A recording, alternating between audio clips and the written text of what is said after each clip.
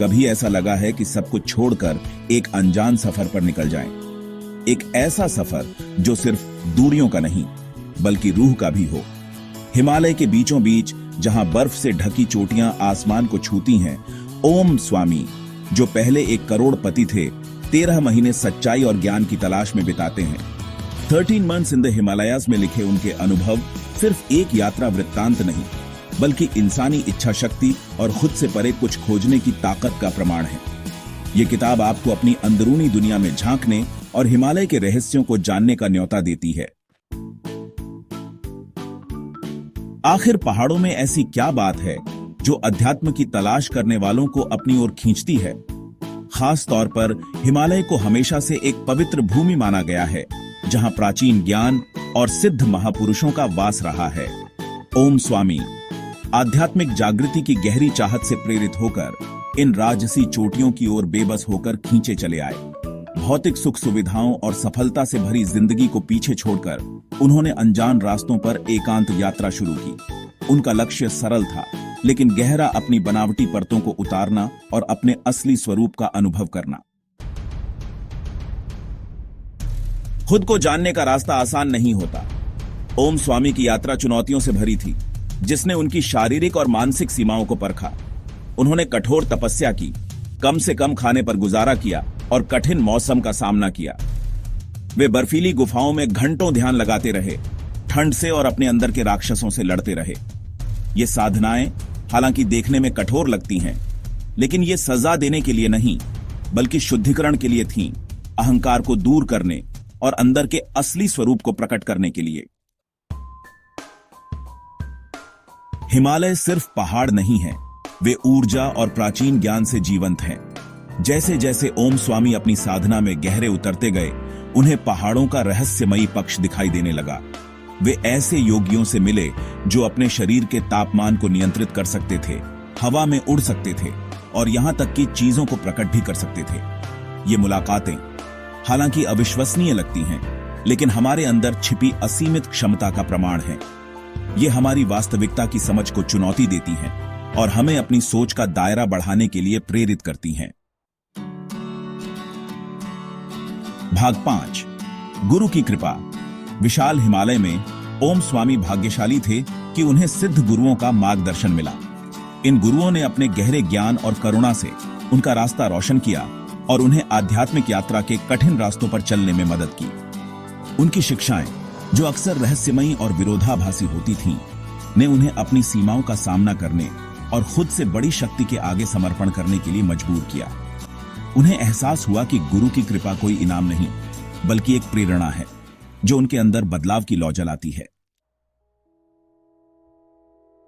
भाग 6, विश्वास की ताकत। आध्यात्मिक रास्ते पर संदेह और अनिश्चितता हमेशा साथ रहते हैं। यह एक ऐसा मार्ग है जो हमें अपने भीतर की गहराइयों में ले जाता है, जहां हमें अपने सबसे बड़े डर और संदेह का सामना करना पड़ता है। ऐसे समय भी आए जब ओम स्वामी ने हर चीज पर सवाल उठाया, अपने उद्देश्य पर, अपनी समझ पर, यहां तक कि एक उच्च शक्ति के अस्तित्व पर भी। यह सवाल उठाना स्वाभाविक है क्योंकि यह हमें सच्चाई की खोज में गहराई तक ले जाता है। फिर भी उन्होंने विश्वास के उस पतले धागे को थामे रखा जिसने उन्हें आगे बढ़ाया। यह विश्वास एक नाजुक धागे की तरह हो सकता है, लेकिन यह हमें सबसे कठिन समय में भी सहारा देता है। उनकी यात्रा विश्वास की ताकत का प्रमाण है, अंधविश्वास के रूप में नहीं बल्कि अदृश्य में एक अटूट विश्वास के रूप में, जो हमें हर कदम पर मार्गदर्शन करता है। यह विश्वास हमें अपने भीतर की शक्ति को पहचानने में मदद करता है, एक गहरी समझ जो हमें अंधेरे समय में भी रास्ता दिखाती है। यह समझ हमें यह सिखाती है कि हर कठिनाई के पीछे एक सीख छिपी होती है और हर अंधेरे के बाद एक नया सवेरा होता है। यही विश्वास हमें अगला कदम उठाने, आगे बढ़ते रहने की ताकत देता है, भले ही हमें रास्ता दिखाई न दे। यह हमें यह विश्वास दिलाता है कि हर कदम हमें हमारे लक्ष्य के करीब ले जाता है और हर प्रयास हमें हमारी मंजिल तक पहुंचने में मदद करता है। भाग 7, हिमालय से सीख। 13 मंथ्स इन द हिमालयाज सिर्फ एक आदमी की यात्रा की कहानी नहीं है। यह एक ऐसी यात्रा है जो आत्म खोज और आत्मज्ञान की ओर ले जाती है। हिमालय की ऊंचाइयों में हम अपने भीतर की गहराइयों को खोजते हैं। ये यात्रा हमें सिखाती है कि कैसे हम अपने डर और संदेहों का सामना कर सकते हैं और उन्हें पार कर सकते हैं। ये हमारी अपनी यात्रा का प्रतिबिंब है।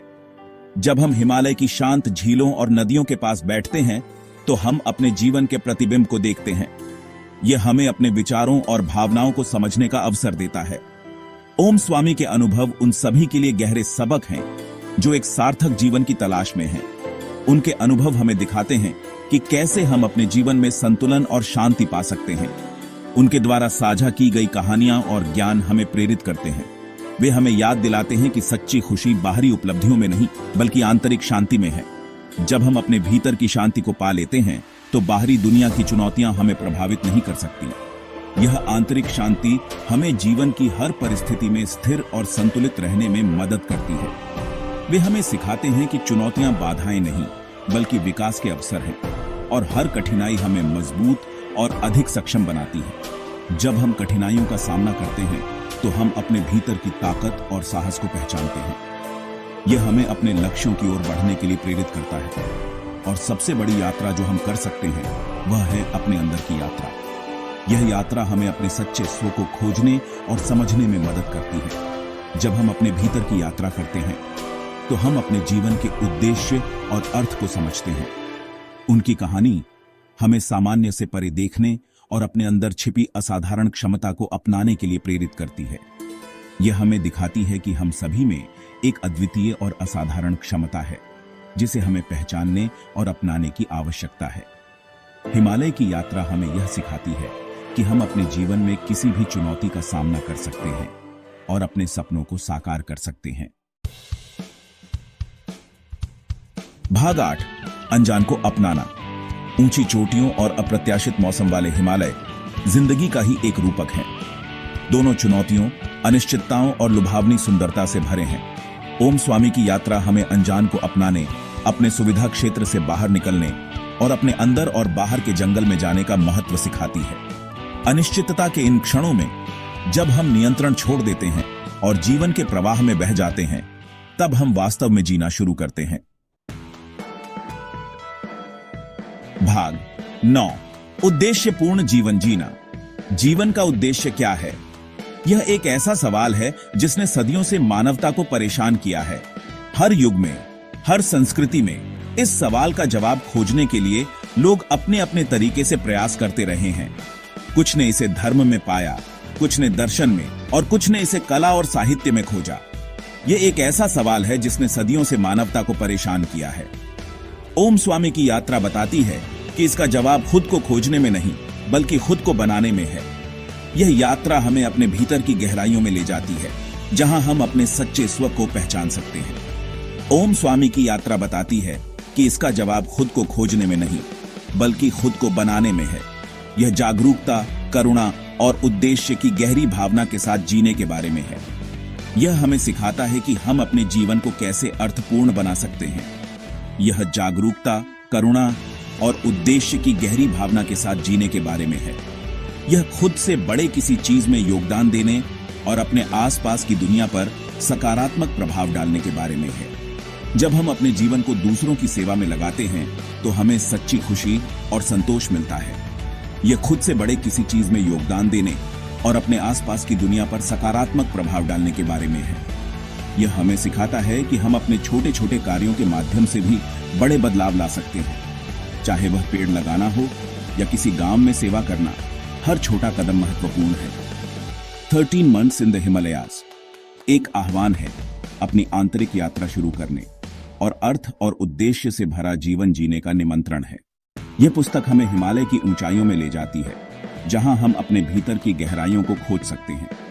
अपनी आंतरिक यात्रा शुरू करने और अर्थ और उद्देश्य से भरा जीवन जीने का निमंत्रण है। यह हमें सिखाता है कि हम अपने जीवन को कैसे अर्थपूर्ण बना सकते हैं और कैसे हम अपने आसपास की दुनिया पर सकारात्मक प्रभाव डाल सकते हैं। यह एक यात्रा है जो हमें अपने सच्चे स्व की खोज में ले जाती है।